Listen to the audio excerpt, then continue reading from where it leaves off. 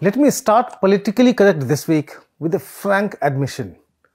We journalists tend to revise our views and opinions every now and then, depending on the fresh information and inputs we get from time to time. And so, in this episode, I'm going to share with you my revised opinion about Maharashtra Chief Minister Eknath Shinde. Frankly, when he took over about seven months back, we were largely dismissive. We always thought he was just another Shivsenik working under Thackeray's shadows. I've been watching his actions and words closely over this period. I must say I was probably underestimating him. He is turning out to be much smarter and much sharper than I thought.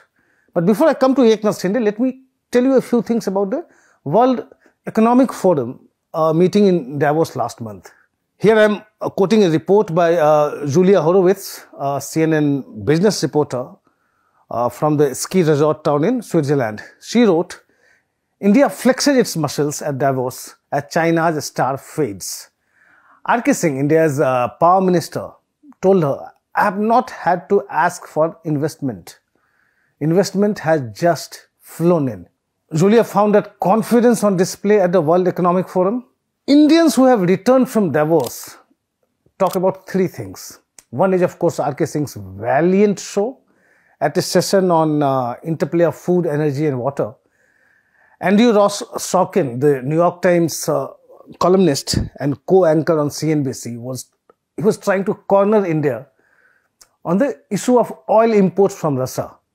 You know how sensitive the US and Europe are about engagement with Russia. I mean, after it attacked Ukraine. R.K. Singh virtually silenced Andrew Ross, citing facts and figures about India's leadership in energy transition and climate action. I'll stop imports from Russia, but let European countries do it first, R.K. Singh declared. For Indians, that was the first takeaway from Davos. The second was how yoga guru Sri Ravi Shankar took on Pakistan's junior foreign minister, Hina Rabbani Khar, at a session on Renaissance of South Asia. When she alleged that, that Indian fighter jets entered Pakistani territory, she was talking about Balakot strike. So she said when Indian fighter jets entered Pakistani territory in 2019, because election had to be won. That was her remark. That those jets entered Pakistani territory because elections had to be won.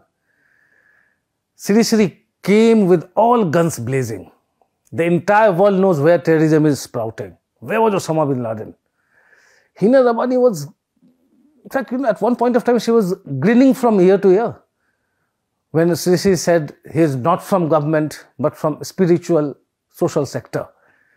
She looked determined not to engage in a verbal duel with a spiritual guru. She wanted to discuss his area of expertise, meditate for peace, as she said. Sri was not to be discouraged. He kept confronting her and defending Prime Minister Narendra Modi and his policies, including the Citizenship Amendment Act. Those who have returned from Davos just can't stop talking about Sri Ravi Shankar's performance there. The third memory Indians have returned with from Davos is how Maharashtra CM Eknath Shinde created a buzz at the World Economic Forum. Two other chief ministers, UP Yogi Adityanath and Karnataka's Balasahebanchi Shivsena, and Maharashtra Deputy CM Devendra Fadnavis were supposed to attend the Davos summit. But these BJP leaders chose to attend the party's national executive in Delhi instead. Eknath Shinde, he made the best of it, inking memorandums of understanding, MOUs, worth 1.37 lakh crore. Shinde was not part of any session at Davos, yet he was the talk of the Davos town, thanks to those MOUs. So when a journalist quoted 1.37 lakh crore to him, he told him it's 137,000 crores. Sounded more impressive, didn't it? Maharashtra Pavilion, in fact, found mention in many international publications, like the Washington Post, as it was the building site that used to be the Russian pavilion. The Shinde government took that pavilion this time for Maharashtra. Back home, opposition leader Aditya Thackeray And he was alleging expenditures of 30 to 40 crores on the CM's Davos visit.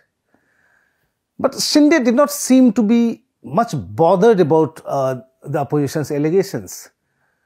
And when I met him in New Delhi last week, Shinde told me, my only aim is to make Aam Aadmi's life in Mumbai and Maharashtra better.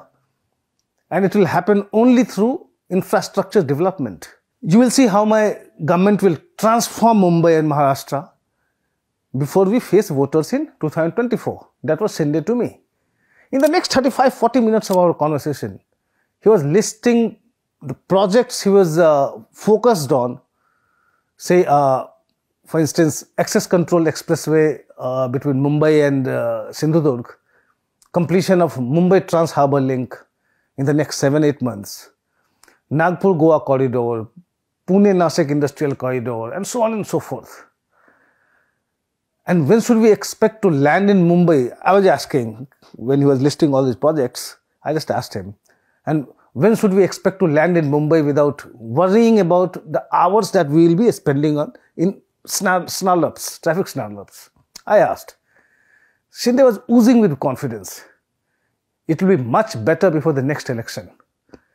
He responded, again listing what his government has been doing for Mumbai's decongestion. So the government is exploring the option of double-storied tunnels under traffic intersections, expediting metro work that will take 50 to 60 lakh cars off the road, as Shinde said.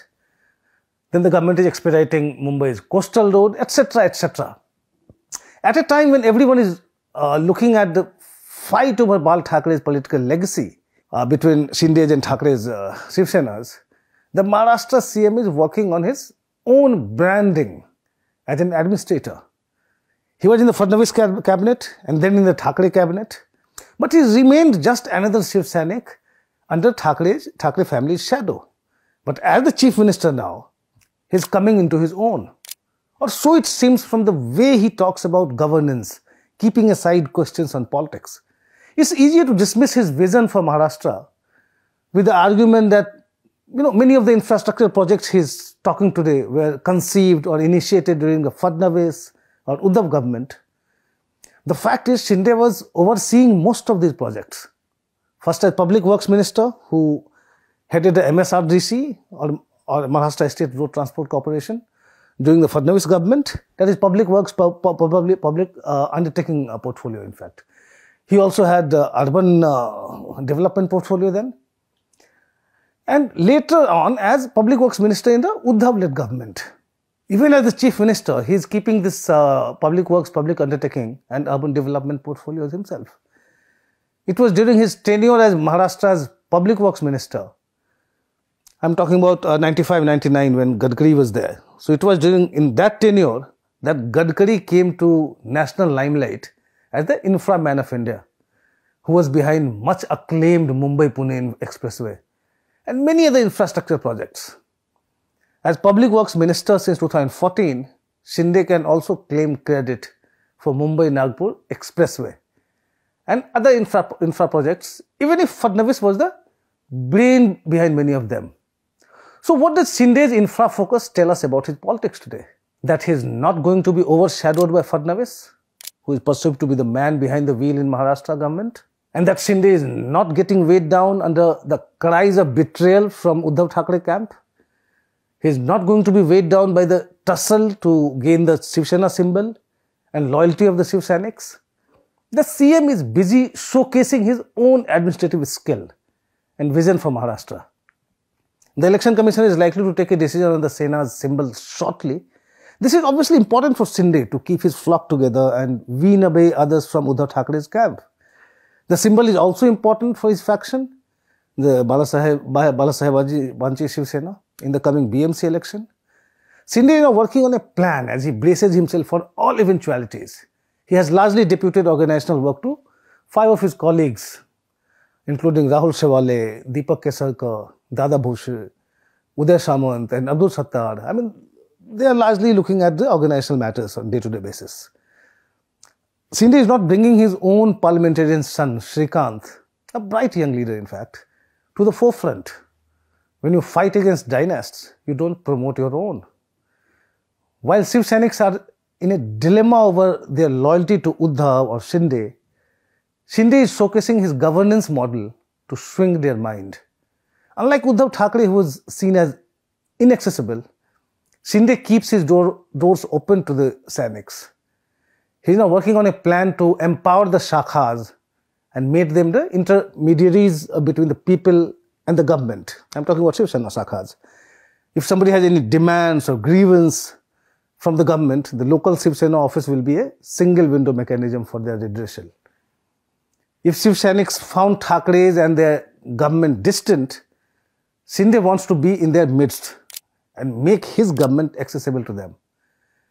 If Thackeray's have blood relations to claim Balasaheb's legacy, Shinde wants to showcase his work and vision to claim the same.